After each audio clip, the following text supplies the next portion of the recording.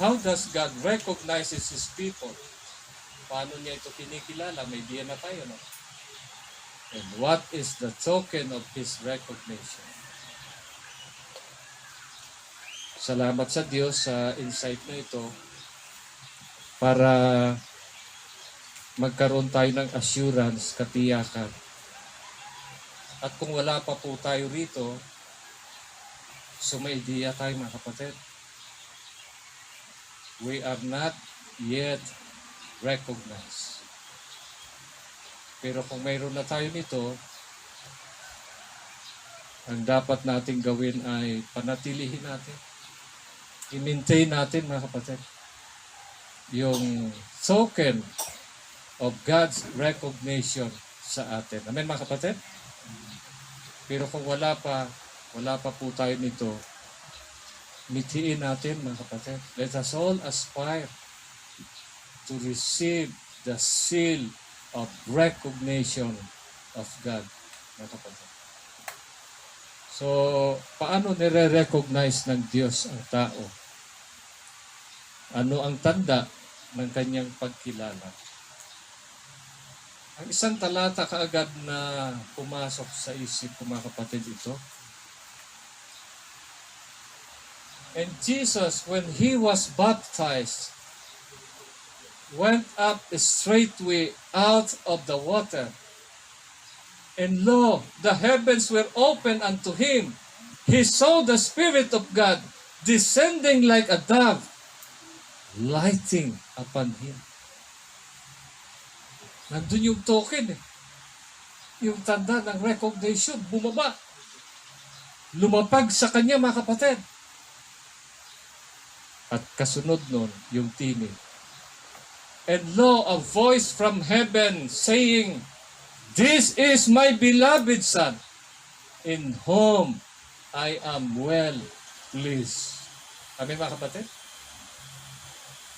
Anong nauna, yung tinig o yung paglapag? Yung paglapag ng banal na Espiritu. Kaya magkakaideya tayo yung seal doon sa Revelation chapter 7. Yung banal na Espiritu yun mga kapatid.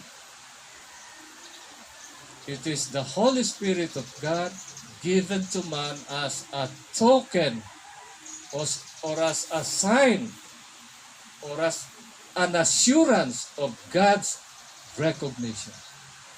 Pagkilala ng at ang kinikilala ng Panginoon, ulit natin yung servants niya mga kapatid, naglilingkod sa Kanya. Kasi hindi man yan ibinibigay para gamitin natin sa business, business transaction natin, o kung anumang mga secular pursuits natin mga kapatid. No. That is not the very purpose. O that is not the purpose. Bakit ibinibigay yan? Ibinibigay yan for one and one purpose and reason. Ano yan? For the works of the ministry. Amen? Ephesians 4 verse 12. For the work of the ministry. Para sa gawaing paglilingkod. Ephesians 4 verse 12. Kaya, mga kapatid, para tayo maka-avail niyan, lahat talaga tayo maglilingkod eh. Amen? Pag hindi tayo maglilingkod, there's no reason for us to avail that. Kaya nga sa mga alagad sinabi, huwag kayong aalis sa Jerusalem hanggang sa tanggapin ninyo ang ipinangako ng Ama. And then pagdating doon sa Acts chapter 1 verse 8, datapwat tatanggapin ninyo ang kapangyarihan pagdating sa inyo ng Espiritu Santo. Saan ito gagamitin? At kayo'y magiging mga saksi ko sa Jerusalem at sa buong Judea at Samaria at hanggang sa kahuli-hulihang hangganan ng lupa. Amen mga kapatid? Binibigayan. Power from on high. Para sa ministry, mga kapatid, paglilingkod. Ang pinaka-main purpose o ang pinaka-main interest ng Diyos sa mundo na kung saan inaalaw niya itong mga pangyayaring ito, mga kapatid. Dahil kung hindi niya iaalaw yung mga pangyayari na yan, anong mangyayari sa tao? Mapapahamak tayong lahat. Ang main interest ng Diyos sa mundong ito ay yung kaligtasan ng kaluluwa ng bawat isa sa atin. Amen, mga kapatid? Kaya inaalaw niya itong mga pandemic na ganito. Itong mga kaguluhan na ito. Dahil kung wala yang mga yan, mga kapatid, kung wala yang mga yan, ang warning ng Panginoon, again, sa Matthew 24, binabasa natin, verse 38, but of that day and hour knoweth no man, no, not the angels of heaven, but my Father only. And then, anong sabi niya? Sa sunod na talata, sapagkat gaya ng mga araw bago nagkagunaw, verse 38 ng Matthew 24, sila'y nagsisikain, nagsisiinom, nag-aasawa, pinag-aasawa, hanggang sa araw na pumasok sa daong si Noe. Ano nangyari? Hindi nila nalalaman hanggang sa dumating ang paggunaw. Amen, mga kapatid? Pinagpaunan na ng Panginoon, no? Nang sabi niya, sila'y tinangay na lahat, gayon din naman ang pagparito ng anak ng tao. Ganito, mga kapatid, ang possibilities na mangyayari. Talagang kuwan tayo. Dala tayo ng agos ng sanlibutan, ng kaabalahan ng buhay sa mundo, mga kapatid. Kaya tingnan nyo, sa habag ng Panginoon, pinahintulot ang kalagayan ito na ma-lockdown ang sanlibutan. Amen, mga kapatid? Walang makapagsasabi na, Panginoon, napaka-busy ko po talaga. Hanggang sa bahay, Panginoon, ang trabaho ko. Walang makapagsasabi, di ba? Kahit na lang yung trabaho ngayon na may call center agent pa rito. May call center. Yung araw, ginagawang gabi. Diba? Kaya pagdating ng araw, at talagang bagsak ka, tulog ka kasi di man yun ang kwan dito eh. Ang design dito sa ating bansa eh. Diba? Dito, sa gabi ang tulog, yun ang pahinga ng katawan, yun ang nakasanayan natin. Sa araw, doon tayo gising. Eh pag nasa call center ka na trabaho, ang kliyente mo man nasa kabilang mundo, ay di tataymingan mo yung araw dun sa kanila. Gabi naman dito sa atin yun. So dapat gabi rito, gising ka. Makikipag-transact ka kasi araw dun sa kanila. Di ba? Nasa kabilang panig sila ng mundo. Ay kung tutulugan mo, at sa araw ka dito gigising, makipag-transact sa tulog sila doon. Wala kang kliyente. Yan lang trabaho na yan. Talagang antindi nyo. Pagdating sa gabi, buong magdamag, naka-duty ka. Pagdating ng araw, nasan ka? Bagsak ka talaga niya. Yan lang, mga kapatid. May time ka pa kaya magbuklat man lang, mag-meditate ng salita ng Panginoon. Ay yung mga negosyo pa, lalo na yung gulayan, ako. Karanas ako ng gulayan. Madilim pa. Dapat mga alas 3 pa lang. Gising ka na kasi mamimili ka na. Pag inabot ka ng alas 5 sa pamimili, tanghali na yan. Yung pamimili ng ititinda mo, tira-tira na lang abutin mo dyan. Kaya sino pagbibili sa'yo, ang mga nakatinda mo, puro mga ano lang, tira-tira. Kung gusto mo talaga fresh na fresh, alas 3 o mas maaga pa, gising ka na.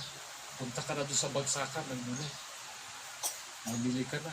Pagdating ng alas 5, dinidisplay mo na yan. Pagdating ng mag-aalas 7, alas 6, alas 7, ayan na. Dadatingan ng mga mamimili. Nakaplastar na ang mga paninda mo. Buong maghapon ka, nagtitinda. Hanggang sa gabi. Kasi ang hugos ng mamimili sa umaga. Tanghali, hindi masyado. Pagdating ng hapon, doon na naman ang hugos niya, di ba? Hapon. Kaya dapat nakakakuan ka na naman doon. Naka-plastar na naman ang mga paninda mo. O ngayon, magkuklose ka ng tindahan, anong oras? Mag-alas 7 at least, ano? Alas 7. O, bagong matapos yung pag-aayos ng mga yon,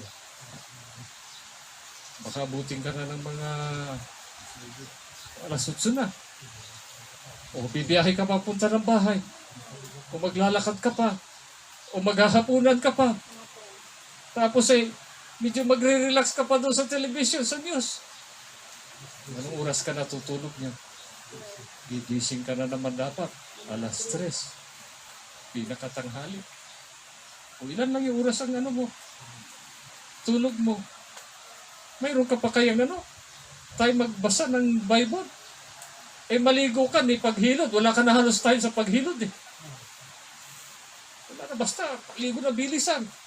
Wala ka na halos time para maghilod. Ayaw pa kayang magbuklat ka ng Bible, magbasa ka? Di ba mga kapatid, ganyan kabisi ang tao. Ganyan kakomplikado ang buhay. Ay lalo naman sa ibang bansa. Pagdating ng umaga, naka-white collar job siya. Sa araw, pagdating ng gabi, naka-ano siya? Naka-blue collar naman siya. Dala-dalawang trabaho doon sa ibang bansa, di ba? Dala-dalawang trabaho. Kaya mag-asawa, hindi na halos magkita sa bahay yung mag-asawa Hindi na halos magkita. At marami doon, hindi na makapag-asawa sa sobrang kabisihan. Sobrang kabisihan sa buhay. Ganyan ang buhay, mga kapatid. Ganyan ang buhay. Kaya sabi ng Panginoon kagaya sa panahon ni Noah yan. Napakabisi ng tao. Tumating na ang gunaw, hindi sila nagmamalay. Nag-close ng probation. Pumasok na si Noe sa daong at ang kanyang sambahayan. Nagsara ng pintuan ng daong. Hindi nila namamalayan. Si mga kapatid, ganyan kabisi ang buhay. Kaya anong ginawa ng Panginoon? Pinahihintulot itong mga pangyayaring ito nang sa ganun ay makapag-isip-isip ang tao, di ba? Makapag-isip-isip tayo. Kagaya nung sinabi sa sa Ecclesiastes chapter 7. Ganito rin sa verse 2. It is better to go to the house of mourning. Maigi ang pasabahay ng tangisan than to go to the house of feasting kaysa bahay ng pistahan. Bakit?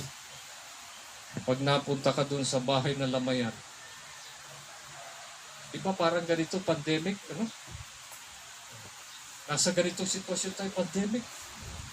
O kung ano pang kalamidad, tulad nung pumutok ang saan, volcano. Talagang na-displace ang napakaraming tao doon. Pagkagaganda, mga bahay ang iniwanan sa isang iglap, nawalan ng tao. Mga resort pa ang marami doon. Pagkatitinding mga negosyo ang biglang sa isang iglap ay nag-close, mga kapatid. Ba't pinahintulot ng Panginoon? Diba, para ma-realize natin, sabi dito, sapagkat siyang wakas ng lahat ng mga bagay at ilalagak ng may buhay sa kanyang puso. Nakakapag-isip-isip talaga tayo. At talagang hindi na nagbibiro ang panahon. Talagang ang buhay pansamantala. At hindi lang pansamantala, mga kapatid. Ang buhay, kundi ang buhay bukod sa napakaikli at pansamantala. Anong sabi ng Hebrews chapter 9 verse 27? Kung paanong itinakda sa mga tao ang mamatay na minsan. Tapos na ba ang problema? Sabihin ng kuwan, ay rest and peace. Ano? Rest and peace talaga? Hebrews chapter 9 verse 27. It is appointed unto men once to die. After this, anong kasunod? Judgment. Amen mga kapatid? Paghuhukom. Harap tayo sa hukuman. Ay hindi yun yung kwan. Hindi yun yung preparation, yung nandun na tayo sa hukay. Hindi yun. Kung ano yun mga kapatid? Judgment na yun. Pag nagpantay na ang paa natin, that is close of probation na sa buhay natin. Amen mga kapatid? That is close of probation. Katumbas na yun ng judgment hour na yan mga kapatid. Judgment hour na yun. So kailan ang time natin para mag-prepare? Ito, habang tayo ay nabubuhay pa. Amen mga kapatid? Habang tayo may lakas pa. Bumasa ulit tayo sa sulat ng mga ngaral. Sa chapter 12 ng Ecclesiastes mga kapatid. Pakita ko na nga dito sa inyo para at the same time ay mabasa nyo rin. Ecclesiastes chapter 12. Ano ang ipinapayo sa atin? Sa verse 1. Remember now thy Creator in the days of thy youth.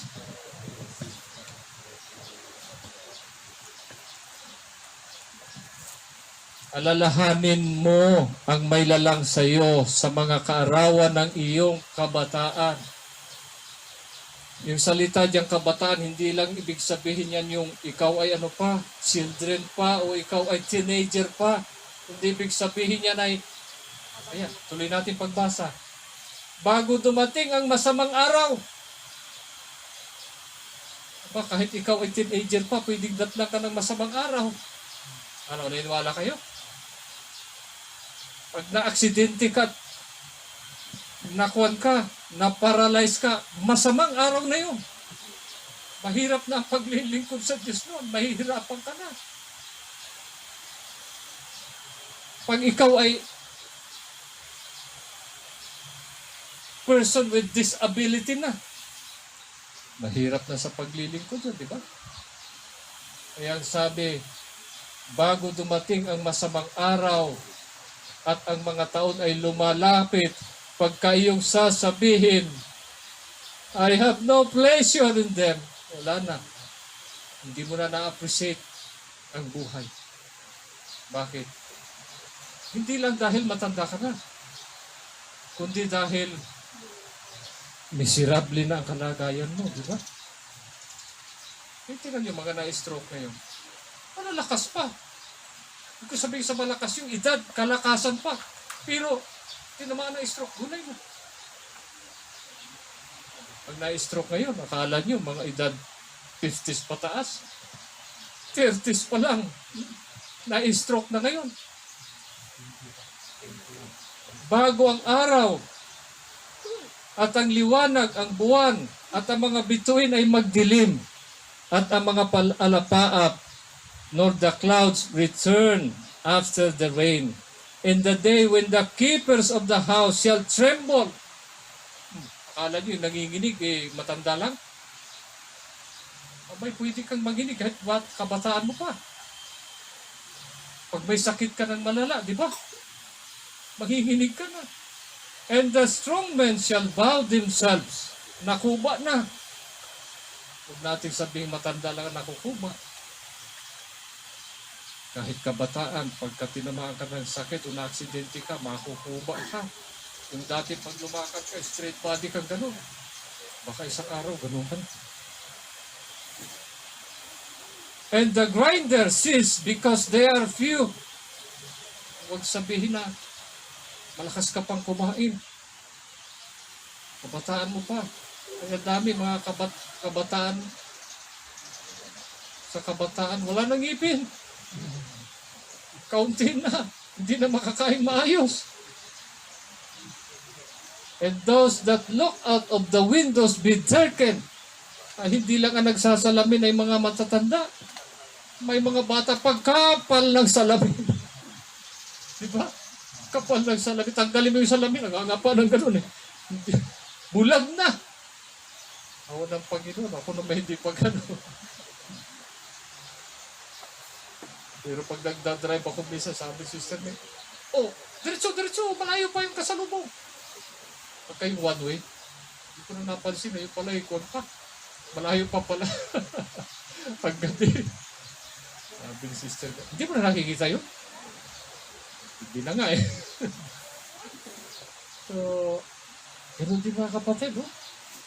Habang yung ating mata, matalas pa, ipaglingkod natin sa Diyos. Sabi mga kapatid, kailan tayo maglilingkod? Pag malabo na ang mata natin. Okay, hirap na yun. Mahirap na sa paglilingkod yun. And the door shall be shut in the streets when the sound of the grinding is low. And he shall rise up at the voice of the bird. Durin mo, tinig lang ng ibon. Magising ka na kaagad, di ka na makatulog ng maayos. Eh, lalo na dito sa Palau, maraming toko. Pag humuni ang toko, gising ka na kaagad ng gano'n. Pero subukan mo yung bata, na wala pang problema sa buhay. Kaysa mo, ang sarap talaga ng tulog, Kahit yung ugain mo na ng gano'n, hindi halos magising. Pero yung matanda na, kunting kaluskos lang, kunting tulog lang, gising na. Gising agad. Again mga kapatid, hindi lang matanda, no? Kahit kabataan mo, pag may sakit ka na, baka ang katawan mo, nakahiga, utsun pa. Pero ang mata mo, gising. Hindi ka makatulog. Hindi mo na ma-appreciate ang mga music. The daughters of music shall be brought low when they shall not be afraid of high. Takot ka na umakyat sa taas. Ayaw mo na sa taas. Dito na lang ako magkwarto sa baba. Pero nung kalakasan pa, talaga, akyatin mo dyan sa puno, nandiyan, naglalambitay dyan. Pero pagka matanda na, akyat ka, dito sa taas, kayo na lang. Diba? O kayo may sakit ka na, wala na. And the almond tree flowers. Kaya sabi ko nga, ang tanong ko minsan kay sister May, buhok ko ba? Puro puti na. Yung maitim pa man din. Alin ang mas marami? Tatanong ayan na. Mga mumuti ng buhok. And the grasshopper shall be a burden and desire shall fail. Wala na. Because man goeth to his long home. Ayan na. And the mourners, yung mga nagtatangis, andyan na. Mga kapatid. Andyan. So, ang ipinapayo sa atin, habang wala pa yung masamang araw na yan, alalahanin natin ang may lalang sa atin, mga kapatid. Amen, mga kapatid? Alalahanin natin ang Diyos. Lalo na ito, time of troubles na ito. Huwag na tayong mag-atubili pang magtalaga sa Diyos, mga kapatid. Walang nalulugi na taong nagtatalaga ng sarili sa Diyos. Amen? Walang nalulugi dyan. Puro panalo tayo dyan. Magtalaga tayo sa Diyos, mga kapatid. Lahat yan ay pakinabang. Kahit ang kamatayan, sabi ng banal na kasulatan, to die in Christ is gain. Amen, mga kapatid? Ang mamatay na kay Kristo, pakinabang pa rin niya. Kaya, huwag na tayong mag-atubili, mga kapatid, ng pagtatalaga sa Diyos. At ito, ang isang napakahalagang kailangan natin, ma-recognize tayo ng Diyos, mga kapatid. Tuloy natin. And because ye are sons, God sent forth the Spirit of His Son into your hearts, crying, Abba, Father. Wherefore thou art no more a servant, but a son. And if a son, then an heir of God through Christ, mga kapatid. Kaya nga tayo nire-recognize dahil diyan, mga kapatid, sa pinagkakaloob ng Diyos na Espiritu niya, dahil tayo ay kikilalanin na ng Diyos na mga anak niya, mga kapatid. For ye have not received the spirit of bondage again to fear, but ye have received the spirit of adoption. Ina-adapt na tayo ng Diyos, mga kapatid. So, yan ang ating i-aspire. Kaya again, dito na tayo sa tanong na ito. What are the qualities of those whom God sealed with His Holy Spirit and recognizes as His children? Ano yung mga qualities o katangian nila? Yun ang ating pagsikapang makopya natin, mga kapatid. Balik tayo sa Revelation 14, verse 4, nandun yung mga qualities. Una, these are they which were not defiled with women, for they are virgins. Yan ang una, mga kapatid. Marami tayong pag-uusapan dyan, pero may ideya na tayo, no? Tinatalakay natin yan. May ideya na tayo dyan. Pangalawa, these are they which follow the Lamb, whithersoever He goeth. Diyan tayo magtutuon ngayon, mga kapatid. Yung pangatlo, in their mouth was found no guile, for they are without fault before the throne of God. Yan. Sa tingin ko, mga kapatid, bukod tangi pa lang ang ating insight dito. Bukod tangi pa lang ang insight, kasi wala pa akong nariringgan talaga sa iba. Sa ibang grupo, samahan, o denomination ng insight na katulad dito sa atin, sa bagay na yan. Kasi diyan nakapaloob yung insight natin, mga kapatid, na ang Kristiyano ay hindi dapat tawaging makasalanan. Ang Kristiyano nagkakasala, pero hindi na siya makasalanan. Ay ang lahat halos maririnig mo, makasalanan. Ang tanong, anong pinagkaiba ng nasa kadiliman, nasa sanlibutan at nasa liwanag na kay Kristo? Anong pagkaiba?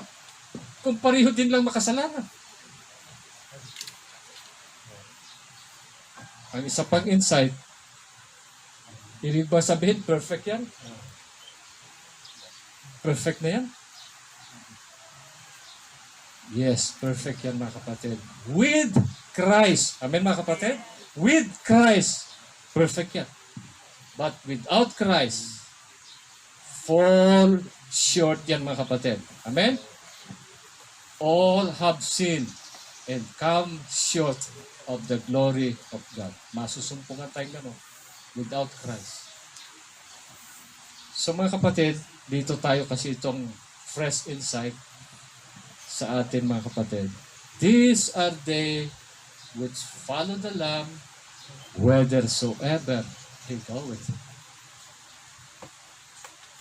Katumbas ito nung sinasabi sa Revelation chapter 7 nga na sisilyuhan ng Panginoon. Sino yung mga sisilyuhan niya? Yung mga servants. Ibig sabihin, those who are serving the Lord, mga kapatid. kamanggagawa ang tawag. Amen? Kamanggagawa. Fellow laborers together with God.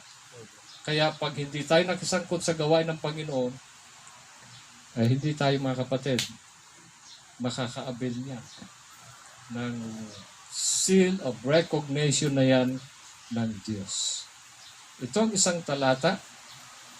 Jesus walking by the Sea of Galilee saw two brethren, Simon called Peter and Andrew his brother, casting a net into the sea, for they were fishers. Anong sabi ng Panginoon sa kanila? Follow me, and I will make you fishers of men. Kita yung mga kapatid? Yung sumusunod sa Panginoon, saan man siya magtungo, ang ibig sabihin o naglilingkod sa Diyos, mga kapatid. Naglilingkod sa Diyos. Sa pangtalata. And he said unto another, follow me. But he said, Lord, suffer me first to go and bury my father. Panginoon, ilibing ko muna po yung aking ama. Anong sabi ng Panginoon?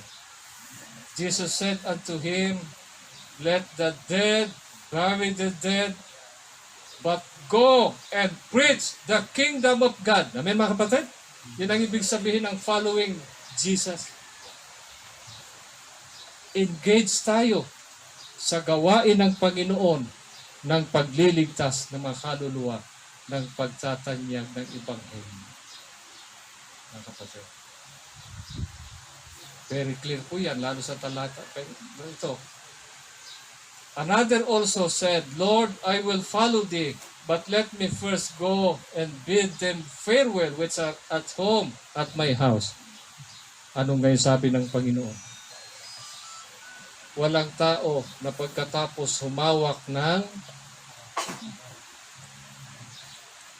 araro at tumitingin sa likod ay magiging karapat-dapat sa kaharian ng Diyos, mga kapatid. See? Ano ibig sabihin ng ano? Following the Lamb, paglilingkod, mga kapatid. Pagiging kamanggagawa ng Diyos, mga kapatid. Amen, mga kapatid? At sabi ng Panginoon sa talatang ito, if any man serve me, let him follow me. Amen? Kung ang sino man ay naglilingkod sa akin, sumunod siya sa akin. So, yun ang isang katangian ng sinilihan, mga kapatid. Yung 144,000, they are co-laborers together with God. Ay dalawang klase lang naman ang buhay sa mundo. Pag hindi tayo naglilingkod sa Diyos, saan tayo naglilingkod? Sa sarili natin.